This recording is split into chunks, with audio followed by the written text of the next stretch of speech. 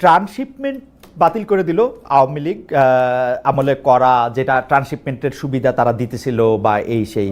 তো আমাদের কাছে কি এরকম কোনো চুক্তি আসে যেটা আওয়ামী লীগ ইন্ডিয়ার সাথে করছিল, যেটা আমাদেরকে দেখানো তো যাইতে পারে? আপনি বাতিল না করেন, ইন্টারন্যাশনাল রিভিউ তো না দিতে পারেন, আপনি তো এটা দেখাবেন যে ভাই এই চুক্তি আওয়ামী লীগ ওদের সাথে করছিল, এর বিনিময়ে ওরা আমাদেরকে ট্রান্সশিপমেন্ট দিছিল, এখন এই ট্রান্সশিপমেন্টটা বাতিল করে দিছে। এইটাও তো দেখানো সম্ভব, তাই না? এটা তো রিটালিয়েশন।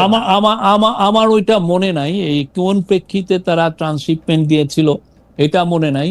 বাট আমাদের এই গভর্নমেন্টের মূল কথা হচ্ছে যে আমরা কোনো গোলামি চুক্তি করি না। আমরা ইন্ডিয়ার সাথে অবশ্যই ভালো সম্পর্ক চাই, খুবই ভালো সম্পর্ক চাই।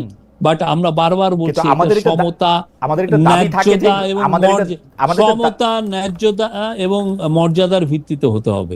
আমরা সেই জায়গাটায় আমরা দাঁড়িয়ে আছি। আমাদের একটা দাবি থাকে শফিক ভাই, আপনারা তো আমরা সবসময় সব জায়গায় পাই না, এই গোলামি চুক্তিগুলি একটু প্রকাশ করা হোক, আমরা এটা একটু দেখতেও চাই।